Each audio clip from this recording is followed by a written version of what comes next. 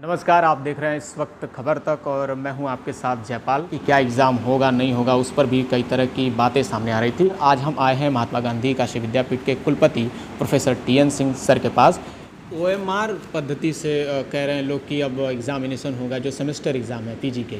आपको लगता है सर ये सही है? और क्या ये खबर अब पुख्ता है कि विश्वविद्यालय ने निर्णय ले लिया है कि ओएमआर से ही होगा एग्ज़ाम? नहीं, ये विश्वविद्यालय का निर्णय नहीं है। यदि आप पत्रिकाओं को पढ़ते हैं, समाचार पत्रों को देखते हैं, तो उसमें माननीय उप मुख्यमंत्री जी का एक ये सुझाव था कि समय को बचाने के लिए, क्योंकि सारा कुछ प्रयास क्यों हो रहा है, इसलिए कि विद्यार्थियों का जो सेमेस्टर का जो समय है, जो उनके जो शुरुआती करनी है जब नए सत्र की, उसमें मिनिमम डिस्टरबेंस हो। क्योंकि आपको पता होगा कि पिछले दिनों में 2-2 साल तक सेशन डिले चलते थे। किसी तरह से ये एक पटरी पे आया हुआ है। सबके प्रयास से सारे विद्यार्थियों के, कर्मचारियों के, सारे विश्वविद्यालय के एक नियमित समय में परीक्षा हो रही है।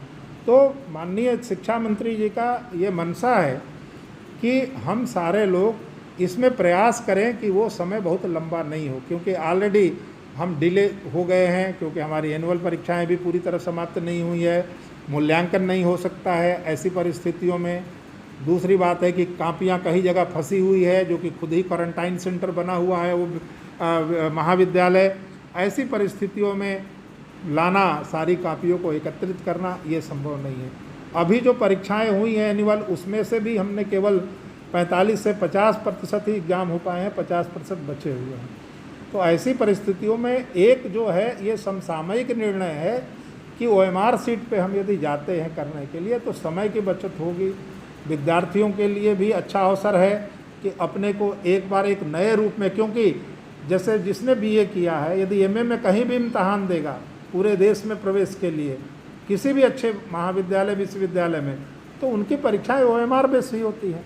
यूजीसी की परीक्षाएँ ओएमआर से हो रही हैं, अब सारे कंपटीशन ओएमआर से हो रहे हैं। तो मुझे लगता है कि इसमें विद्यार्थियों को कोई हिचक नहीं होनी चाहिए। आज नहीं तो कल आपको देश स्तर पे सारी परीक्षाएं उसी पे होने जा रही है, इसलिए कि छात्र हित का ध्यान में रखते हुए कि उनकी समय की बर्बादी न हो, सेशन जो है वो सही समय पर चले। आप प्रमोट करेंगे छात्रों को, क्या ऐसी व्यवस्था है? और एनुअल एग्जामिनेशन आप कब कराएंगे? क्या जुलाई में ये संभावना प्रबल है कि एग्जामिनेशन होंगे ही होंगे, या बाकी जो लास्ट ईयर को छोड़कर बाकी लोगों को प्रमोट करने की भी आप? नहीं, ऐसा है कि यूजीसी का जो गाइडलाइन है उसमें ये भी एक संभावना व्यक्त की गई है, लेकिन ये ऐसा विषय, संवेदनशील विषय है कि इसमें सारे विश्वविद्यालय उत्तर प्रदेश के लिए एक नियम जब तक नहीं आएंगे, यदि केवल विद्यापीठ इसको लागू करता है तो विद्यापीठ के विद्यार्थियों के लिए भविष्य में, आने वाले भविष्य में बहुत ही बड़ा नेगेटिव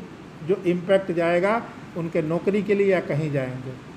दूसरी बात कि प्रमोट करने के बाद उनका जो एवरेज परसेंटेज है उसमें रिडक्शन होने की ज़्यादा संभावना है, क्योंकि प्रथम वर्ष में लड़के निश्चित तौर से थोड़ा सा अनियंत्रित रहते हैं शिक्षक उसमें, क्योंकि घर से पढ़ के आते हैं, फिर उन्हें शहर में आना पड़ता है, सारी व्यवस्थाएं करनी पड़ती है। तो पहले साल में थोड़ा सा नंबर उनका कम आने की एक सामाजिक परिस्थितियों के कारण, नई परिस्थितियों के कारण संभव है, लेकिन दूसरे साल में वो अपने को व्यवस्थित कर लेते हैं और वो कंपनसेट कर लेते हैं। अभी यदि हम प्रमोशन कर देंगे तो उनको जो एवरेजिंग होगी 3 साल की, वो 2 साल की होगी या 1 साल की होगी, तो उसमें उनके प्राप्तांक जो हैं उनमें थोड़ी सी कमी होने की संभावना है।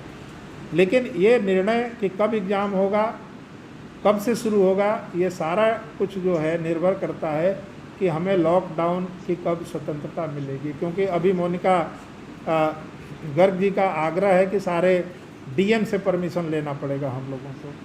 तो हमारे साथ 5 डिस्ट्रिक्ट के डीएम से हमें समन्वय स्थापित करके डेट को निर्धारित करना है।